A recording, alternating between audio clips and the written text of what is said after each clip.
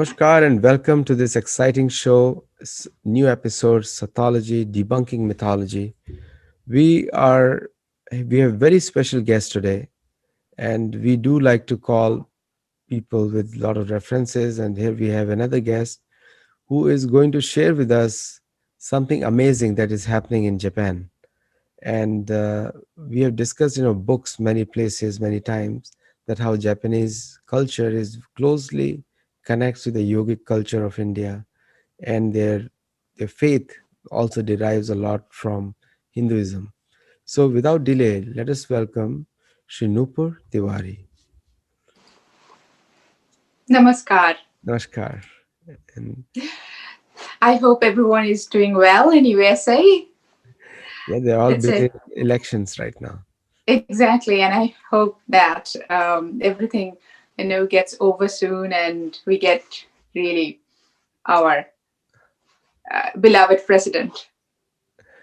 So so you mentioned something about beloved president. Now that is a very questionable topic in the US. So I don't want to go there much deeper than that. But yes, whosoever likes anyone else, they can select them because we are So pretty. whoever you like, that is he's your beloved, right? That's right. So Whomsoever you like. so yeah, if you like, so it's beloved means loved by you. So you can like anyone, you can love anyone. That is, I'm not really pointing like he has to be like Right. you can have different choice. So so in Japan, you just mentioned to me that you're a media personality and you help others, and I saw your journalism experience. So in Japan, uh, what is that you think that Japanese get connected to yoga? Actually, honestly, if I say that yoga, the modern yoga, actually, after independence, I think we did not really recognize the power of yoga, and that was our fault. India did not recognize at all, and there we feel that yoga was betrayed, and the only few people who really practiced yoga went outside and they did spread yoga, especially the Western countries. So if the modern India after independence, so we don't have people like before independence or ancient time, we can have many people who really did spread yoga everywhere through religion, through culture. But after independence, no, yoga was very much neglected. So Yes. unfortunately, the modern yoga is in Japan, that is actually came from America, came from West rather, I'd say. So so the Indian effect, there is very less. It is very most of the yogis here, they feel that they are not educated yogis because they feel that yoga is only for outside body when it is 70% for inside body. It's a complete package, I would rather say that it's a lifestyle. It's a the way you should have your life. This is totally yoga. So unfortunately, now we are definitely Modi ji after 2014. He just declared the International Yoga Day, and it has become really big in Japan as well. So from there, including embassy, and we are trying our best to introduce the real yoga. Yoga means the union. It's not only outside exercise, outside for outside body. So yes, the people are more and more people are getting attracted to real yoga. They are visiting to India. They're going to Rishikesh. They're getting the teachers training done. So yes, this is very good news that real yoga is getting spread, and it's not mere only for outside. People are getting to know it's not only for outside. It can be 10th October is the mental health, World Health Day, mental health day. So it's yoga is one of the thing which can help you to get rid of your depression, get rid of your all kind of problems. So meditation is the key. So here it is, and Japan is getting exposed to the real yoga, the yoga, what yoga is, rather coming from West. Now it's coming directly from India. So it's a very good news. Right. Great points, actually, that how people are also realizing that yoga is more about inside than just outside. And I think that, Exactly. That is the point. Actually, the whole world they have to know that yoga is not only taking a yoga mat and going to the yoga studio, doing few asanas, and just to get rid of your few kilos or few pounds. It's not only that. Yoga is much more than that. Yoga is complete lifestyle. It makes you a better human being. It makes you the it helps you to realize your purpose of life. It helps you to help others. It helps you to definitely to know your karma. So I think yoga is, to understand yoga, one has to go through all these things, and not only, rather realizing that it is only just to get rid of your few kilos. It's not that. So Japan is slowly realizing, so this is a very good thing. so what are the most favorite asanas in Japan? Oh, Japan is actually most favorite, if you say, maybe Veerbhadrasan. They call it power yoga. So they do Veerbhadrasan whenever I see them. And yes, that is the most favorite, I would say. And Japan, there are a lot of hot yoga. Bikram yoga. So Bikram yoga, they don't call it Bikram yoga, but they call it hot yoga. So hot yoga is very much popular. It has become very popular in Japan.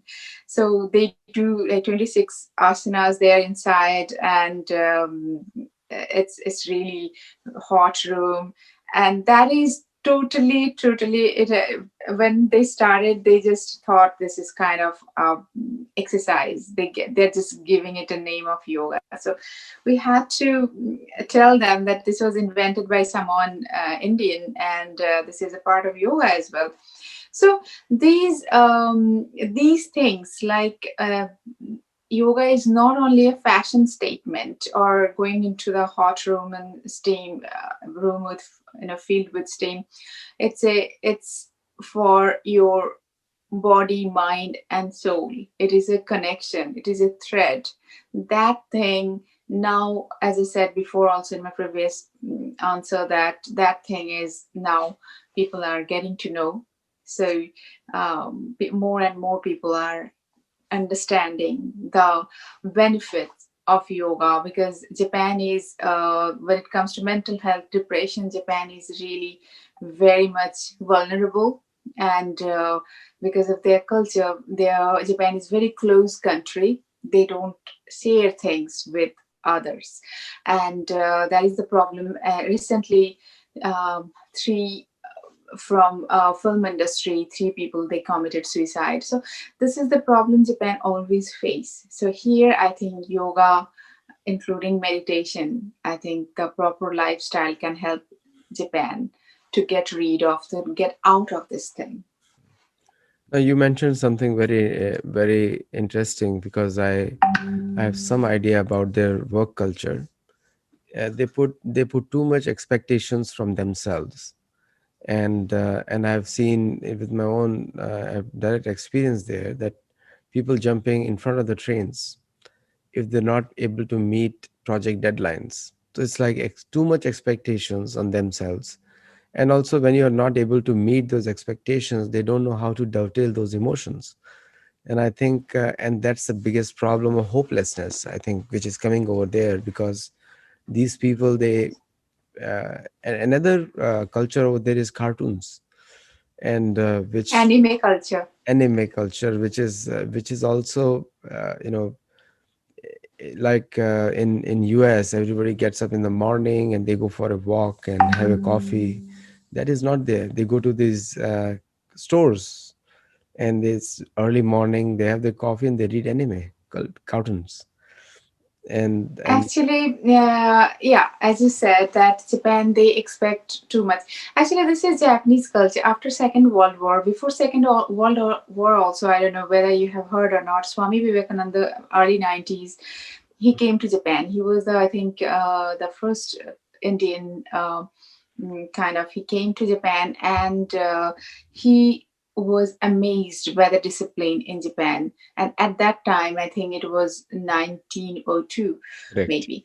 I forgot the exact year, but at that time, the school children, the discipline he found in school children, small kindergarten children, and he wrote a book on that, and he just requested everyone, all the Indians, to visit Japan once in lifetime, everyone. So there it comes. Then after that, Rabindranath Tagore came and he wrote a lot about Japan, that how disciplined, how beautiful this culture is. So when you come to Japan, that this culture is amazing. Like every day you will find something, you'll learn something, you'll find that how artistic one can be.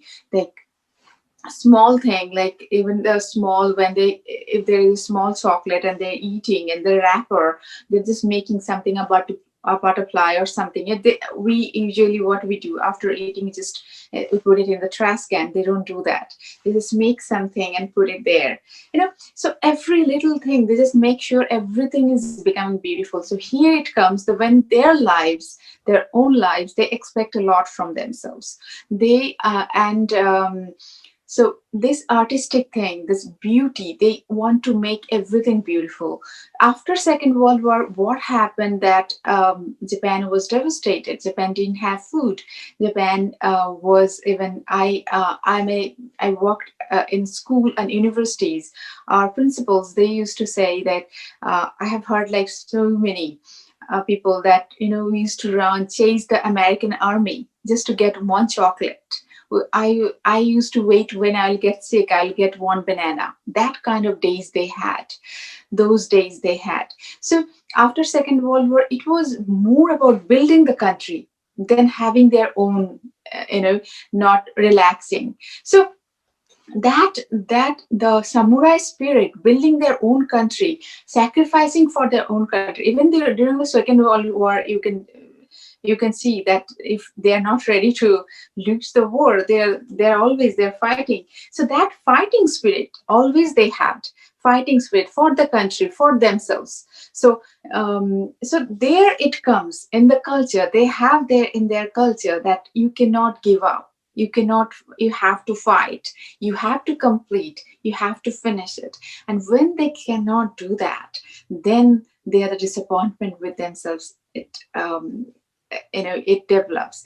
And there, as I before also I just mentioned, that they're not open. It's not what we do. Usually we just say, okay, I can't, okay, this is my time, I cannot do it, I cannot finish it.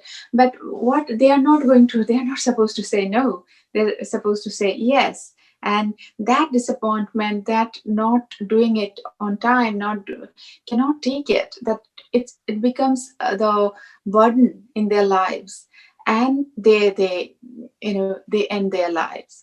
So this is a sad thing, and it's in their culture also. So that's why I just took you to the Second World War, that they put their country first, they put their work first. Because now maybe Japan can relax. Japan, after at least 19 after 70s 1970s, Japan was their economy really boomed, that they could relax. But before that, I worked with many Japanese in their, now they are in their 80s also. They say that they're first, like each and every Japanese, when they started their working outside Japan, they just kept their family in Japan. That was their love for their motherland. They kept their family, they went outside Japan just to work there, and that work was worship for them. So that kind of gambarizo means, I have to do it, we have to do it. So this is amazing, you can say, and that can be evil also for their lives. So it is, and that is actually responsible for that ending their lives.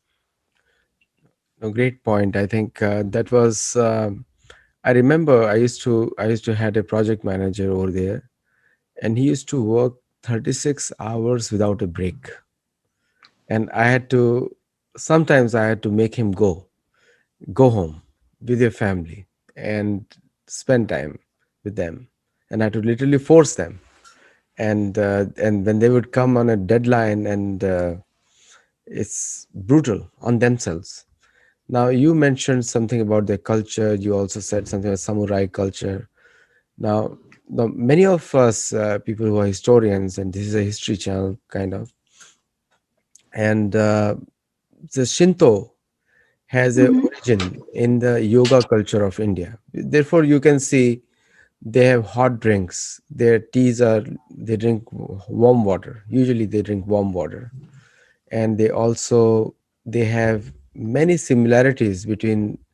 Some of the historians say that Skanda is the origin of Shinto, the warrior tradition, and they have peacocks, as they always show peacock as one of the warrior symbols. And many of the anime, the cartoon that they read, show peacock as a symbol of protection for themselves. And we all know that it is connected with Skanda. Skanda's carrier was peacock. Now, do you think that semblance or remembrance of that culture is still there, or it is not there now? Actually, Japan and India are very culturally very much well connected. It is not only, I think, before Buddhism, Japan was, when Bodhisattva he actually came to Japan. Before that, Japan has, maybe you would be amazed to know there are many god and goddesses are there here in Japan. That Devi Saraswati is worshipped here, and Japanese also, they don't know, they do, and with for the same reason, for the music, arts, education, she's worshipped. There are seven god and goddesses here. um, Seven is most important god and goddesses in Japan, and most of them are from India, like Devi Saraswati, then Ganesha, then Brahma, then Kartikeya, and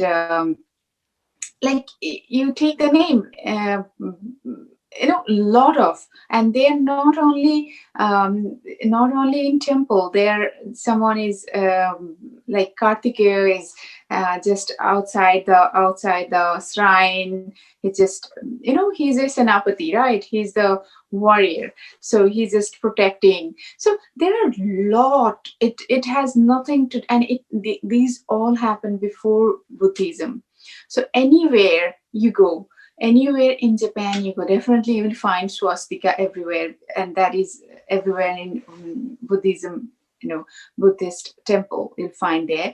But these god and goddesses everywhere you'll find, and there are a lot of similarities.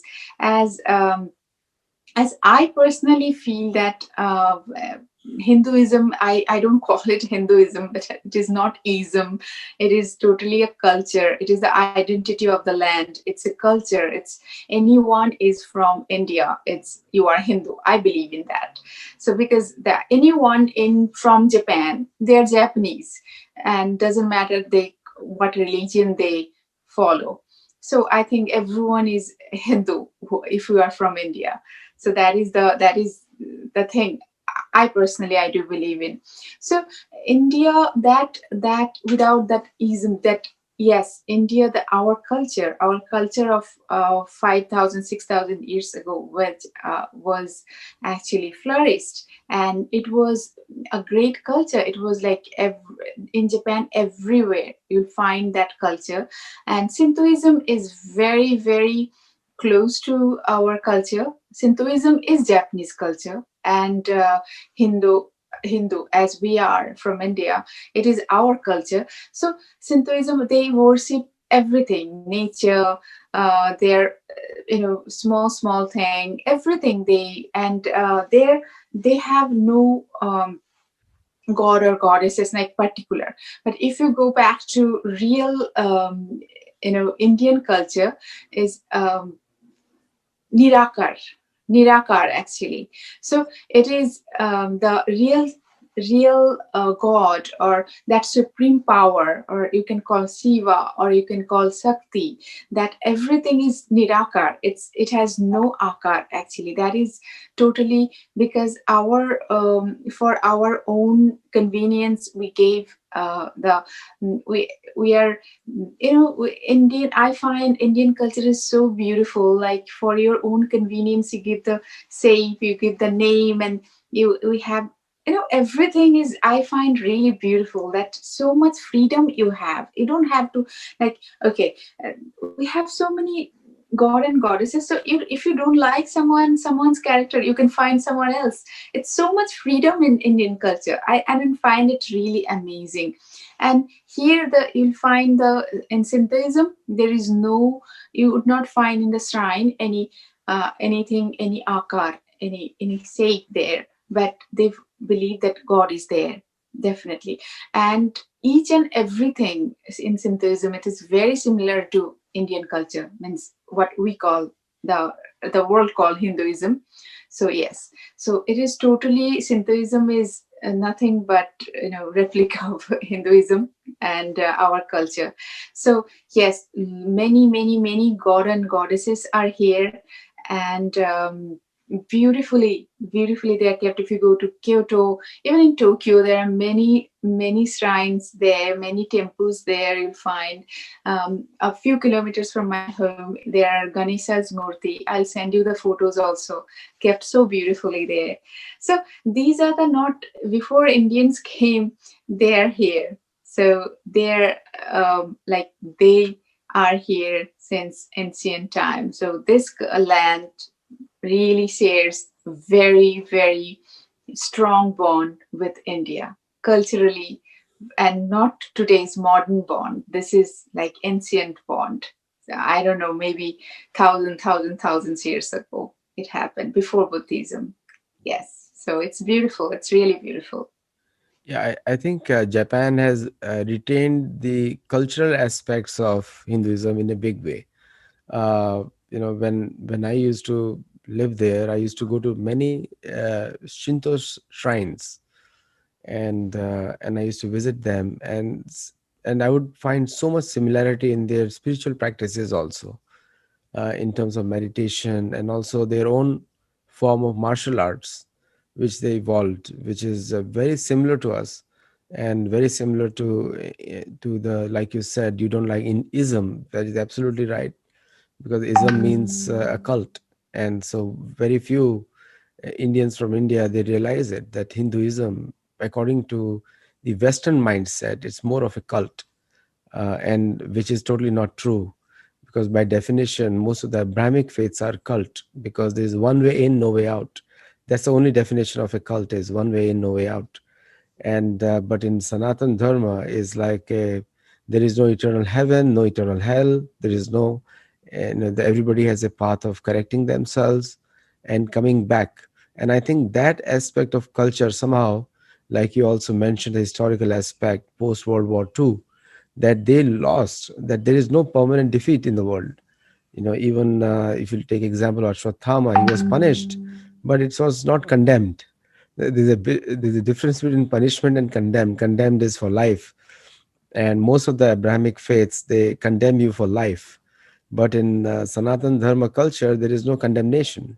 I mean, you can correct yourself and redeem yourself. It's very simple. It's like karma. Now, coming back to Japan, and you mentioned about World Mental Health Day, which is today here. Today is 10th, and today is that here as well, United Nations. Now, in Japan, despite their such rich culture, and one thing also I must condemn, so must appreciate, sorry, Japanese culture is their detailedness. Like they go into such details of small things. A very simple thing that impresses me is the parking. And have traveled across Japan, and even the villages you go, the parking will be on the roof level from the side of the window, so they are saving that space over the window too, so the car itself becomes a shade for them. And that is the detailed aspect of their culture, where. Exactly. Mhm. So yeah, they are very detailed, and in Japanese, this is called komakai, like very small thing they take care of. So it's like, if first time, if someone comes to Japan, they'll be really, you'll find it weird.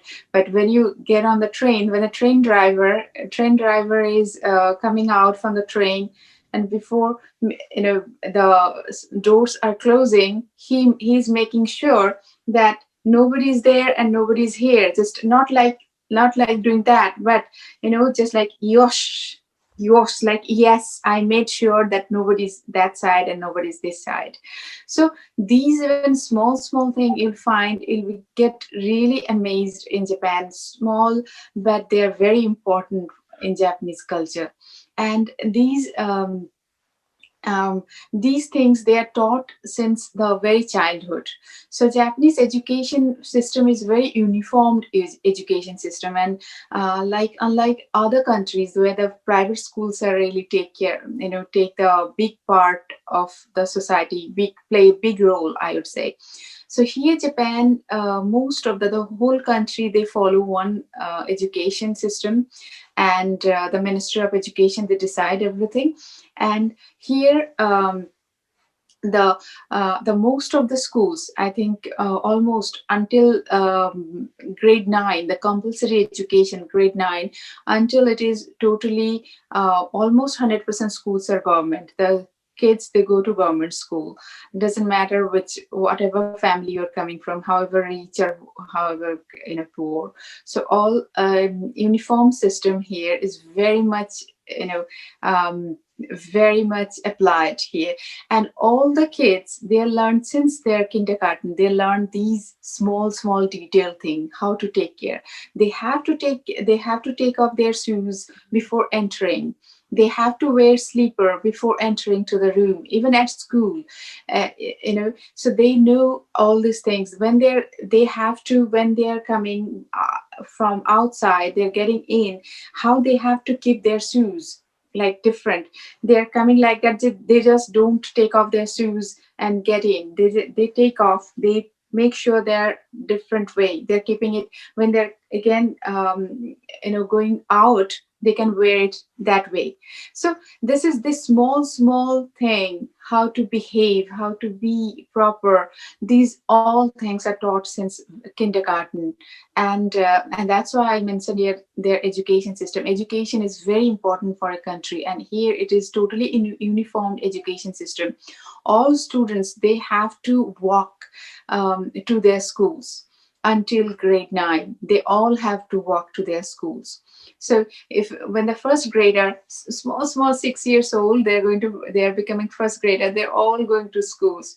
They have their school lunch, and that is most of the lunch, they're organic. They make sure that their kids are well fed and very good nutrition they're you know taking, so they are the future of the country.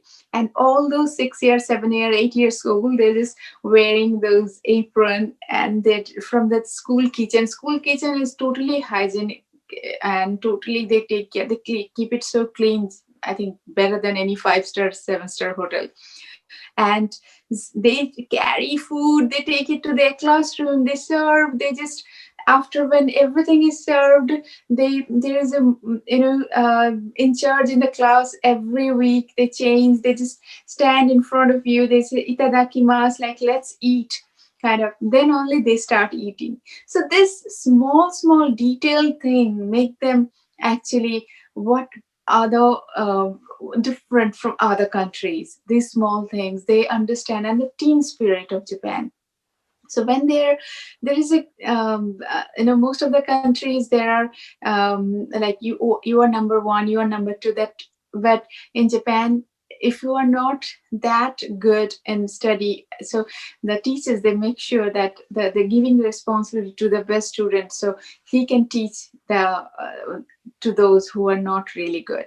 So it can be a team, it is team spirit rather than competition. Rather, they make sure that it is becoming a team spirit. And that is the reason that Japan doesn't have this much, the salary system is very uniform, not so much difference they have. So it's very little different. So that, and from kindergarten to corporate, they follow same kind of thing. They, and less competition, more team spirit. Like gambari masho, like what I said, like this is their this is the thing, like let's do it. It's not like I will do it, it's like let's do it. It's a team spirit more about it. And no country is definitely perfect. Everybody has their limitations. And Japan, definitely, they do have a limitation when it comes to mental health. But other than that, there are a lot to learn from this country. There are a lot to, like, since kindergarten to university. It becomes, when they go to university, it becomes really not that strict. But until high school, it is very strict. They are, and that is a reason they get so many sports person here, because they give the same importance to sports as well, since kindergarten. So these are the things I think we have a lot to learn from this country. And the thing, they have limitation. I think we have to give to this society so they can become better through So, yoga. so already they are so disciplined. So your work must be really easy when they become your students. Yeah, yeah. Actually, they're more disciplined than me. Yeah. So I worked long time as a teacher. So these are these are my real experience. I'm here for last 18 years, and I have lived different parts of Japan.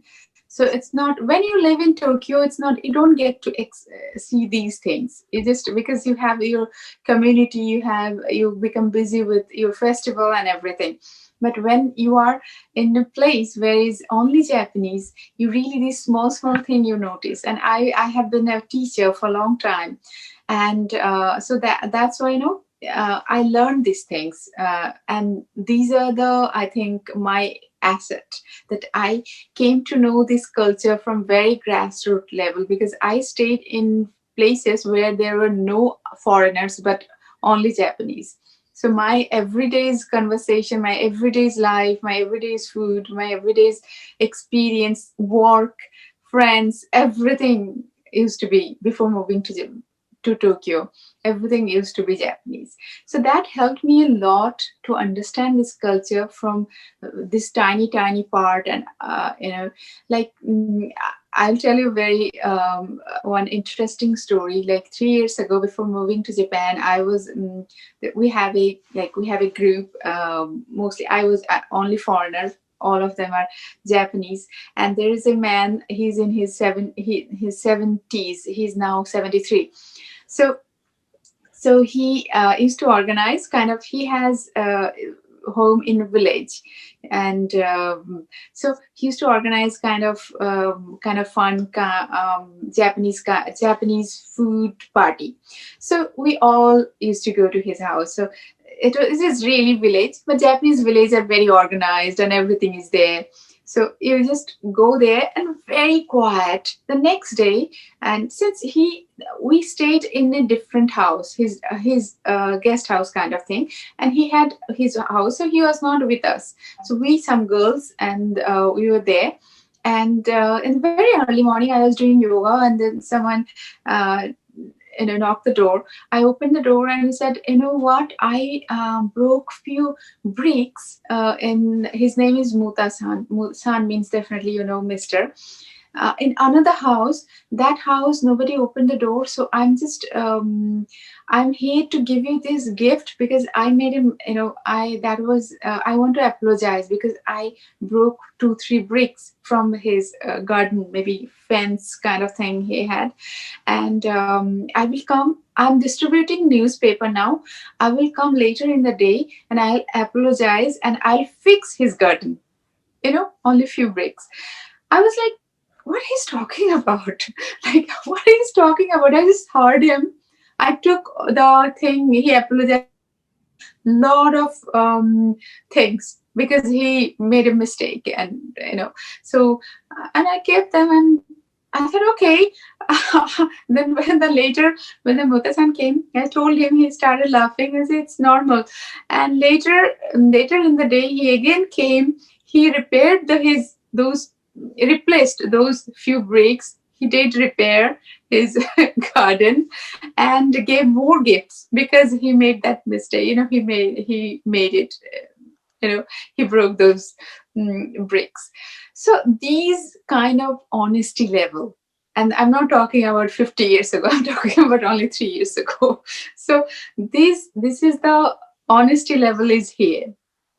and especially it was village, and I was really amazed, like nobody had seen. It was like very early morning. Anyone would have like, okay, fine.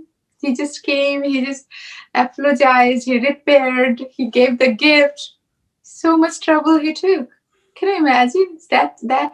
And that is the reason I just want people to and learn about this culture. And you know what, and these are all, when I talk about this, I still remember I was telling that how honest you are. They said, like, there are many who are in their 80s, in their 90s. They say, we learned so much from India.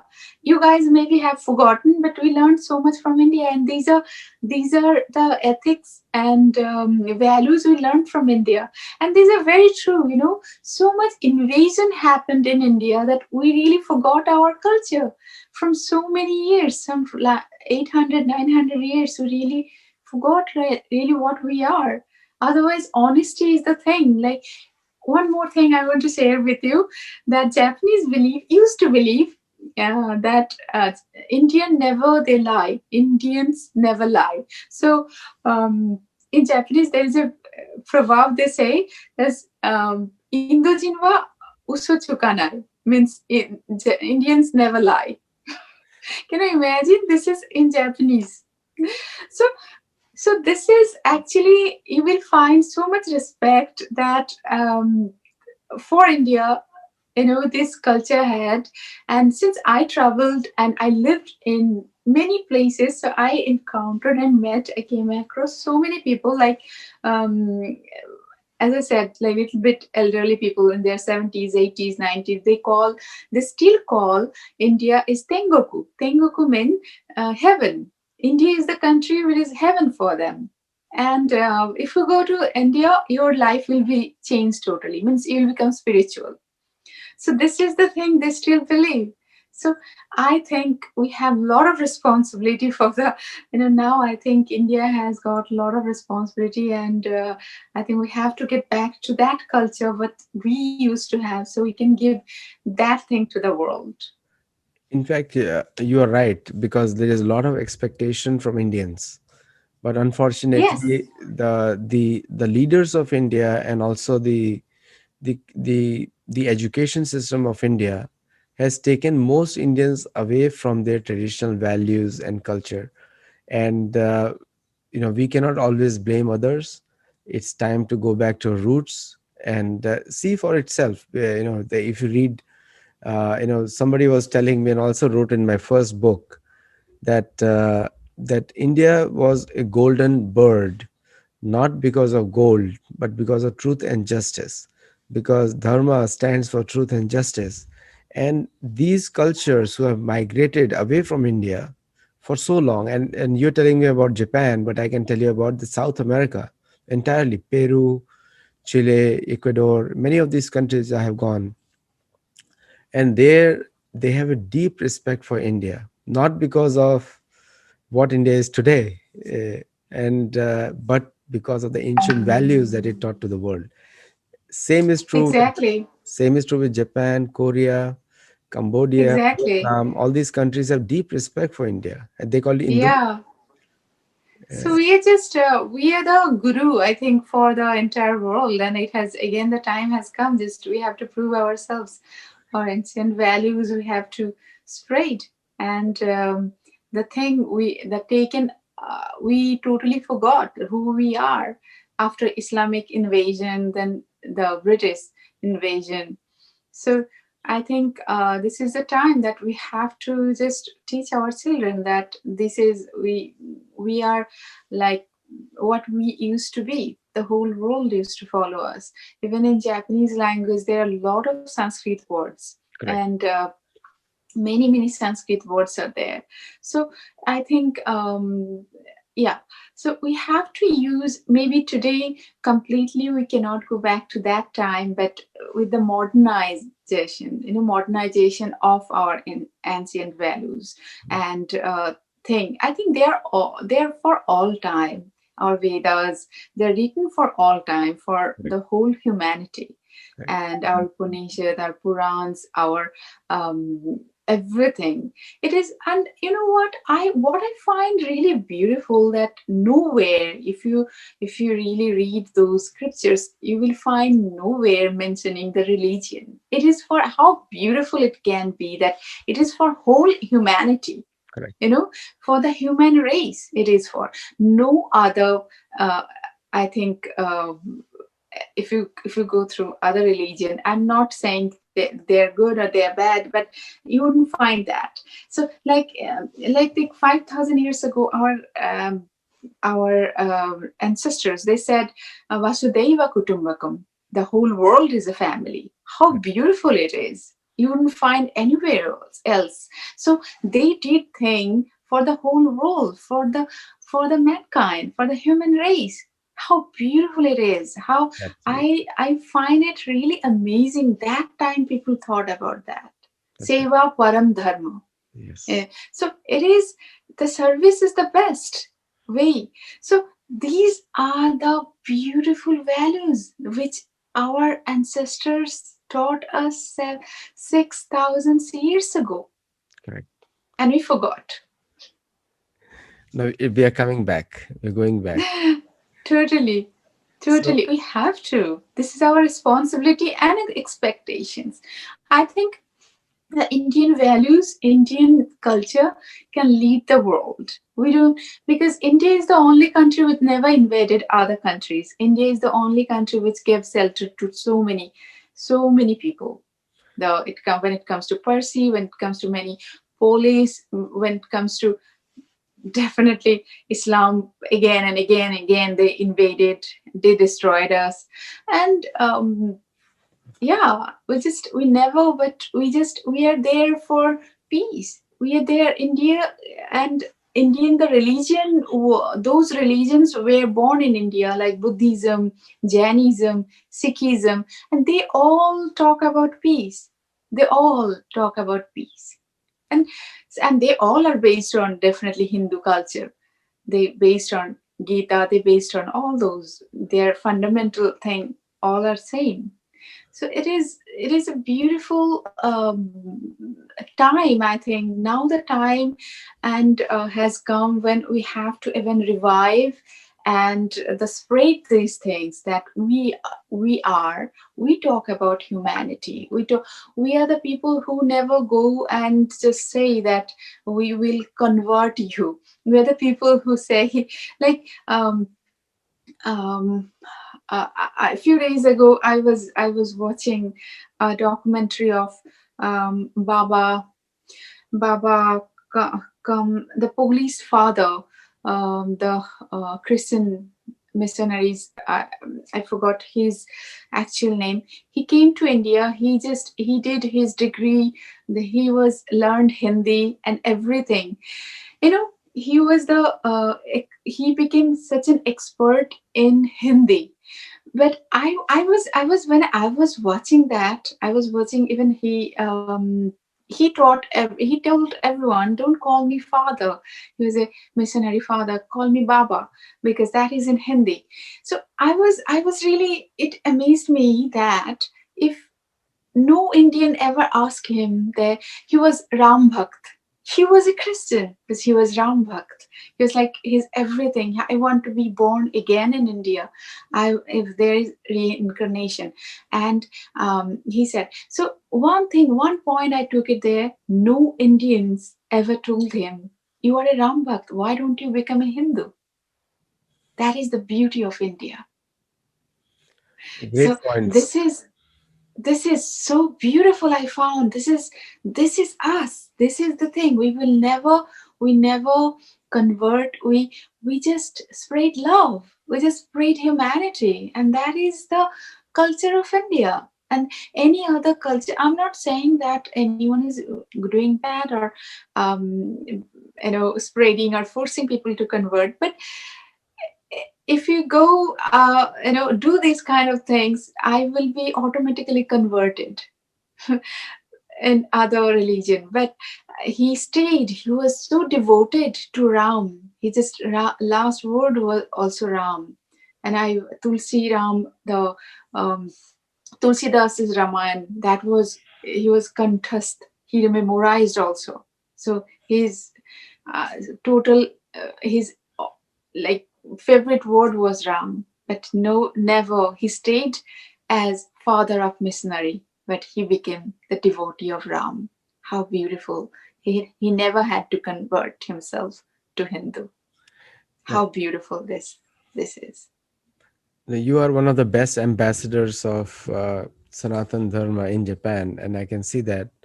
Also, one question I have to the Indians is when they say we never attacked others, I think they got attacked. That's why, and so many of the our sages have said sometimes to remove adharma you have to use force, because some people don't understand the language of love and culture because they have never experienced it and in their own cultures. And the second thing is that sometimes we have to proactively spread our values.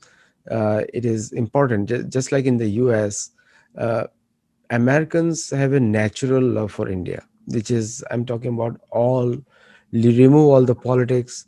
India is their country, favorite country to go, not because of the call centers, not because of technology, not because of cars, because America has everything better, and but because of the culture of India. For them, the favorite cities are Kashi, Vrindavan, Rishikesh, and you'll find more Americans there than anywhere else in India. Now, coming back to Japan, and I think coming back to Japan, and Japan is also getting influenced with the cheap American exports like McDonald's and all these things, which is cheap American exports, but they are very popular in Japan, including the sports baseball is very popular there.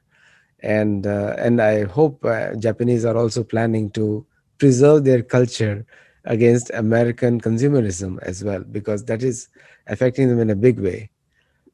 It was Yes, go ahead, please. Yeah, you're right. Totally. After Second World War, America affected this country a lot, and this country it has the adjust, they adjust very quickly. So this is, you will find that how before Second World War, really, I think almost 100% women, they used to wear kimono, the Japanese attire. So that is, they used to wear kimono. After Second World War, the American influence, they started wearing Western clothes. So that is actually, but they did not lose their culture. Then they preserved their culture, they preserved everything, but they modernized this. They modernize with, they still there, like, yes, everyday's life, very few people they wear kimonos, very very few, you can count even, whole Japan, because this is like sari.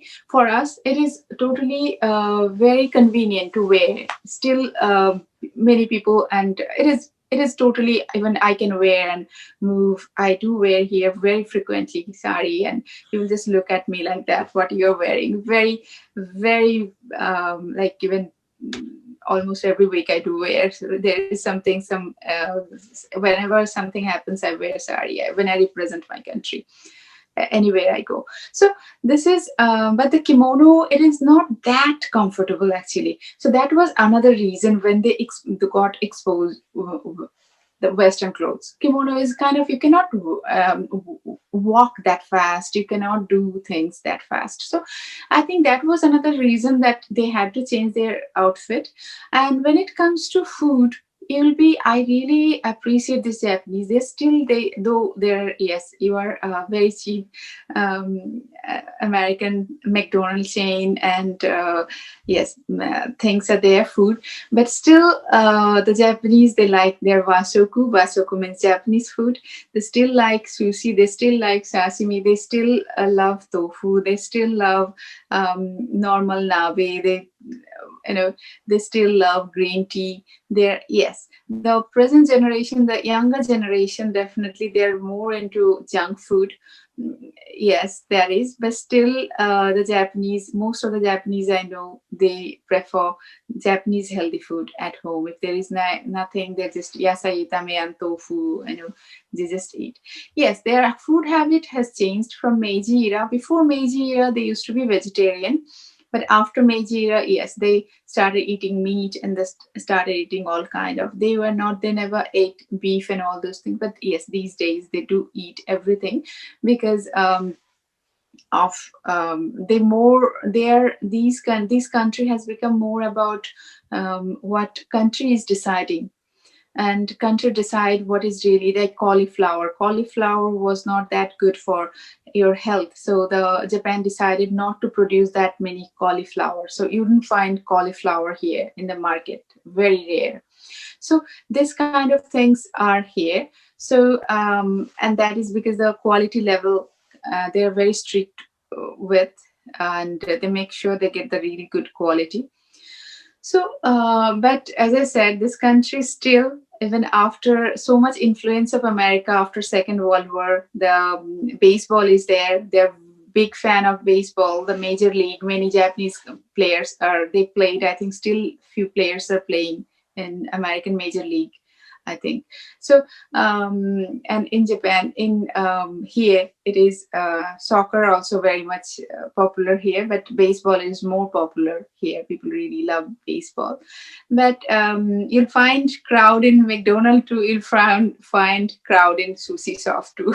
So I think it is a bit balance, and they're still in love with their own food. They're not into too much oily food. Maybe if they once they eat McDonald's, they wouldn't eat for 2 more weeks. That is, I'm sure about. So yes, there is always a hope. I'm very hopeful about this country's food habit and the culture. They will preserve this culture because they say they are the first. They are Japanese, and that is the thing I love about this country.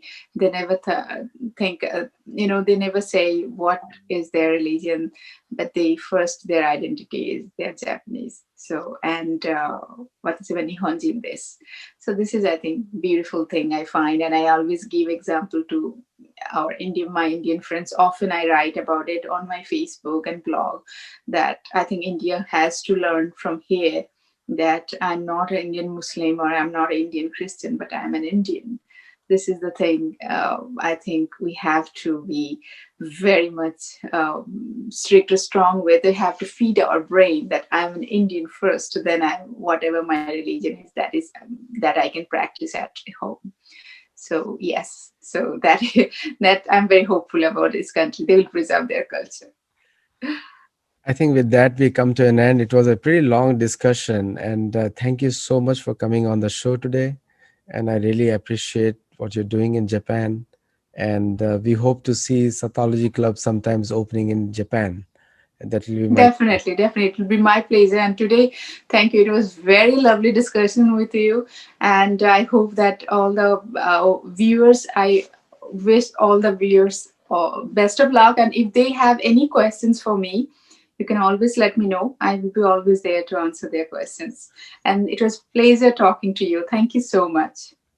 So, viewers, if you would like to know more about what Nupur Tiwari ji does in Japan, you can search her on Google. She's fairly searchable. So, you just have to say Nupur Tiwari Japan, and you'll see everything what she does in her country, in that country. And for viewers who would like to see this video in a record, it will be live on YouTube shortly, and then you can watch it over there. Do comment. Thank you. Namaskar. Thank you so much, everyone. You can Google even Nupur Tiwari Japan or Nupur Tiwari Yoga, or my ID is Yoganna Nupur. Yoganna Nupur. Yoganna means yoga kanya, means yoga girl. Unna is girl in Japanese. All right. Thank you and namaskar. Thank you so much and namaskar.